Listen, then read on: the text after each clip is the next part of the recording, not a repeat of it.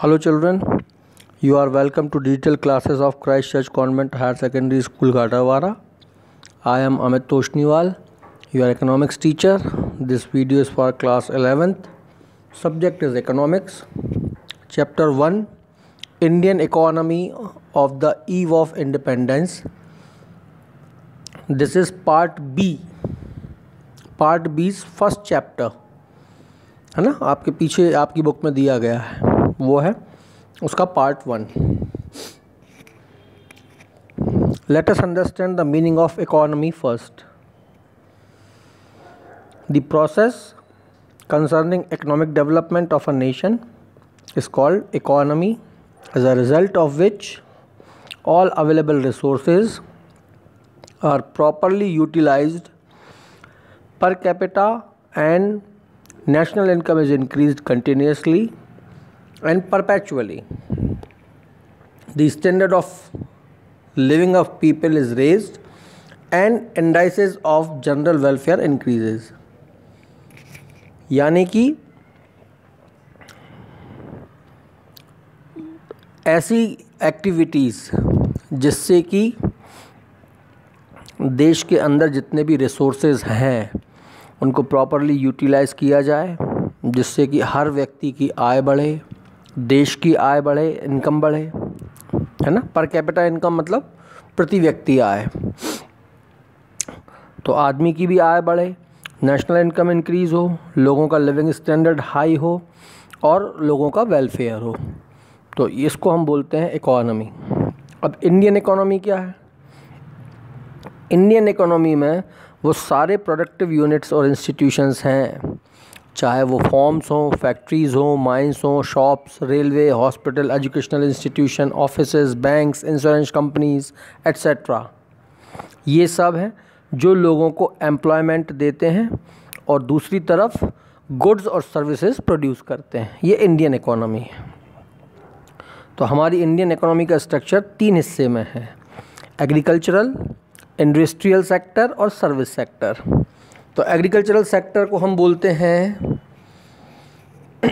Primary sector, है ना. तो एग्रीकल्चर और उससे रिलेटेड सारी एक्टिविटीज़, जैसे कि एनिमल हस्बेंड्री यानी कि पशुओं को पालना, dairy farming, poultry farm, forestry and fishing, ये सारी एक्टिविटीज़ जो हैं वो एग्रीकल्चर में कंसीडर की जाती हैं. ठीक है. तो इसमें हम कमोडिटीज़ बनाते हैं और नेचुरल रिसोर्सेज इसमें यूज़ होते हैं, जिसमें क्रॉप्स होता है, ट्रीज़ है, ग्रेजिंग ग्राउंड्स फॉर कैपिटल है, सप्लाई ऑफ वाटर है फॉर फिशिंग एट्सेट्रा. ये सारी चीज़ें भी उसमें इंक्लूड रहती हैं. मतलब खेती और खेती से जुड़े हुए सारे बाय प्रोडक्ट्स या कहना चाहिए बाय एक्टिविटीज़ एग्रीकल्चर से जुड़ी हुई, वो प्राइवेट सेक्टर में आएंगी. सेकंड है इंडस्ट्रियल सेक्टर, जिसको हम सेकेंडरी सेक्टर भी कहते हैं. इसमें वो एक्टिविटीज़ होती हैं जिसमें मैन्युफैक्चरिंग टाइप के काम किए जाते हैं, मैन्युफैक्चरिंग गुड्स हैं या कंस्ट्रक्शंस हैं, ये सारी चीज़ें इसमें इंक्लूड होती हैं. तो इंडस्ट्रीज़ जो होती हैं वो 3 प्रकार से होती हैं: large scale industry, medium scale industry और स्मॉल स्केल इंडस्ट्री. फिर इसके अलावा कॉटेज इंडस्ट्रीज़ भी होती हैं, है ना, तो वो भी इसमें इंक्लूड होंगी. तो जो भी गुड्स मैन्युफैक्चरिंग हो रहा है वो लार्ज क्वांटिटी में होगा, तो वो लार्ज स्केल इंडस्ट्री कहलाएगा और वो सप्लाई किया जाएगा देश के अंदर भी और देश के बाहर भी. ठीक है. तो इनका बहुत बड़ा योगदान रहता है किसी देश की इकोनॉमी को बनाने के लिए. इसके बाद आता है तीसरे नंबर पे सर्विस सेक्टर, यानी कि टर्शरी सेक्टर, यानी कि ऐसे इंस्टीट्यूशन जो कि सर्विस प्रोवाइड करते हैं, जैसे कि ट्रांसपोर्ट हो गया, banking, insurance, communication, trade services, चाहे वो इंटरनल हो चाहे एक्सटर्नल ट्रेड हो, प्रोफेशनल सर्विसेज जिसमें कि एजुकेशन इंक्लूड है, medical facilities, engineering, electric supply, accounting, adviser, legal adviser, consultancy वगैरह वगैरह, जितने भी ऑक्यूपेशंस होते हैं या प्रोफेशंस, वो सब इसमें इंक्लूड होते हैं. अब बात करते हैं हम historical background of Indian economy. British rule आने से पहले, जब हिंदुस्तान में ब्रिटिश नहीं आए थे, तो इंडियन इकोनॉमी बहुत साउंड थी. हम एग्रीकल्चर सेक्टर में भी बहुत अच्छे थे, इंडस्ट्रियल सेक्टर में बहुत अच्छे थे, इंटरनल ट्रेड बहुत अच्छा था, हैंडीक्राफ्ट चीज़ें बना रहे थे, इंपोर्ट एक्सपोर्ट कर रहे थे, सारी चीज़ें बहुत अच्छी मतलब फुल फ्लोरिश में थी। और हमें क्या बोलते थे, गोल्डन बर्ड। हम बहुत सारी चीज़ें एक्सपोर्ट करते थे, कॉटन है, कॉटन क्लॉथ्स है, jute, indigo, lac, rice, diamond, jewels, ये सारी चीज़ें हम बाहर भेजते थे। इसके अलावा सिल्क, स्पाइसेस, ये भी हम बाहर सप्लाई करते थे। मतलब भारत जो था वो सिविलाइज्ड नेशंस में आता था उस समय, और हम किसी पे डिपेंडेंट नहीं थे, हम इंडिपेंडेंट थे अपने लिए, लेकिन दूसरे हम पर डिपेंडेंट थे। तो हम गोल्डन बर्ड कहलाते थे। और हमारा जो ट्रेड होता था वो होता था बहुत सारे देशों के साथ, अफ़गानिस्तान, ईरान वगैरह, इन सब से। ओशियन ट्रांसपोर्ट से भी होता था, और जितने भी दूसरे देश थे वो हम पर निर्भर होते थे। फिर क्या हुआ, ब्रिटिश रूल आ गया। तो फिर ब्रिटिश रूल का क्या इफ़ेक्ट हुआ इंडियन इकोनॉमी पे। जब ये आए तो इंडियन इकोनॉमी जो है वो बहुत बुरी तरीके से सफ़र हो गई। ब्रिटिशर्स ने इंडियन इकोनॉमी को एक्सप्लॉइट करना शुरू कर दिया, और उसके अलावा हमको तो उन्होंने एक्सप्लॉइट किया, लेकिन साथ ही साथ अपनी इंडस्ट्री को उन्होंने फ्लोरिश बनाया, यानी कि उसको वो मेन कर दिया। तो इसके कारण ये हुआ कि जो ब्रिटिश इकोनॉमी है वो ज़्यादा पावरफुल हो गई हमारे उससे, और हमारी इकोनॉमी जो है वो बैकवर्ड हो गई, उनकी बैकवर्ड से डेवलप्ड हो गई। ठीक है, उनका मेन पर्पस था ब्रिटिशर्स का कि भारत में वो कॉलोनियल रूल कर रहे हैं, मतलब जहाँ जहाँ पर उनको जगह मिल रही है वहाँ से, और यहाँ से रॉ मटेरियल लेकर वो अपने देश जाते थे, और वहाँ से फर्निश्ड गुड्स ला करके भारत में बेचते थे। ये आपने पढ़ा होगा 10th में भी कि हाउ मतलब under British rule Indian economy and cottage industries suffered, किस प्रकार से हुई। तो उनको वहाँ से ट्रांसफॉर्म करके लाते थे और यहाँ पर बेचते थे ऊंची दामों पर। ये एक नुकसान हुआ उसका। जब भारत को आज़ादी मिली तो उस समय एग्रीकल्चरल सेक्टर कैसा था, हम बहुत पुअर स्टेट में आ गए थे, यानी कि जो हमारा एग्रीगेट रियल आउटपुट था वो लेस देन 2% था हमारी ग्रोथ का, और हमारा जो पर कैपिटा आउटपुट था वो 0.5% ही था केवल पर एनम में।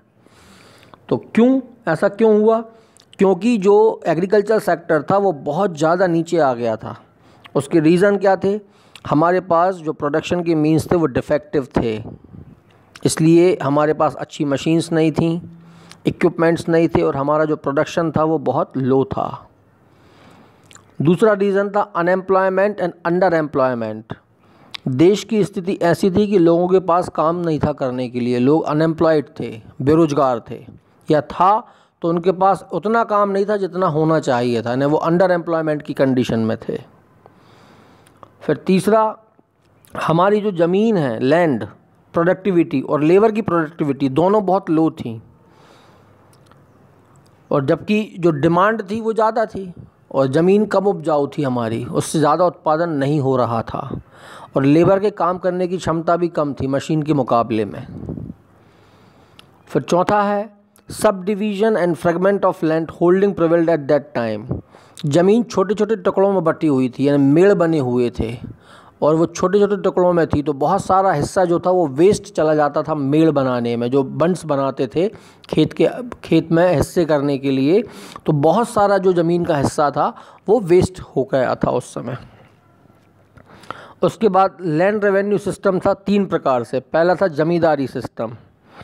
ज़मींदार वो लोग थे जिनके पास खुद की ज़मीन थी, तो उनसे जो लैंड रेवेन्यू कलेक्ट होता था वो अलग था, और कल्टीवेटर से जो वो लोग लेते थे, या जो ज़मीन कॉली लेता था, टेनेंट यानी कॉली, उससे लैंड रेवेन्यू अलग लेती थी गवर्नमेंट। ज़मींदार जो होते थे वो they collected higher amount than the amount paid by them to the government, उनसे हायर रेट होता था। फिर मिडिल मैन होते थे बीच में, कल्टीवेटर्स और गवर्नमेंट के बीच में, जो कि प्रॉफिट लेते थे कल्टीवेटर्स का और गवर्नमेंट दोनों का।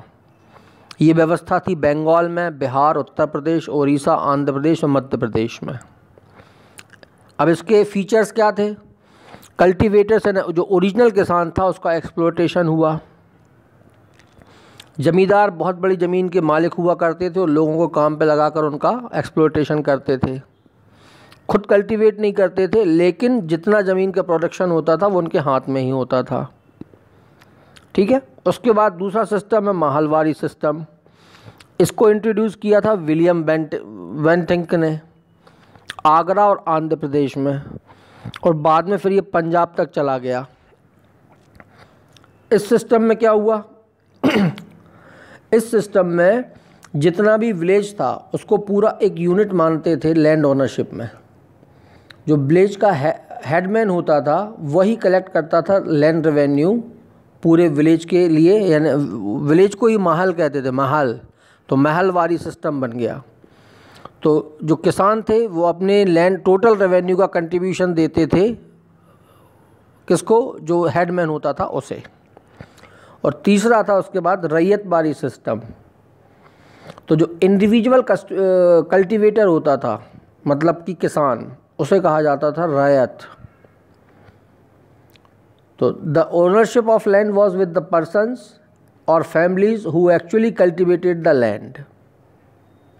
और इसका जो रेवेन्यू होता था वो कल्टीवेटर डायरेक्टली स्टेट को पे करता था। ठीक है। फिर इसके लिए और भी दूसरी व्यवस्थाएं थीं, जैसे कि राइट टू सबलेट, यानी कोहली दे सकते थे किसी को। Mortgage and transfer of land by gift और सेल, किसी को अपन गिरवी रख सकते थे, उस ज़मीन को ट्रांसफ़र कर सकते थे ज़मीन का गिफ्ट करके या सेल करके, जिनके पास की ज़मीन नहीं हुआ करती थी। और उसका फिर फिक्स असेसमेंट कौन करती थी, गवर्नमेंट करती थी उस समय। तो ये 3 सिस्टम उसमें थे। तो अपन अब यहाँ से शुरू कर रहे हैं, ये ध्यान रखना पार्ट बी का लेसन नंबर 1 है। ठीक है। Okay, thank you.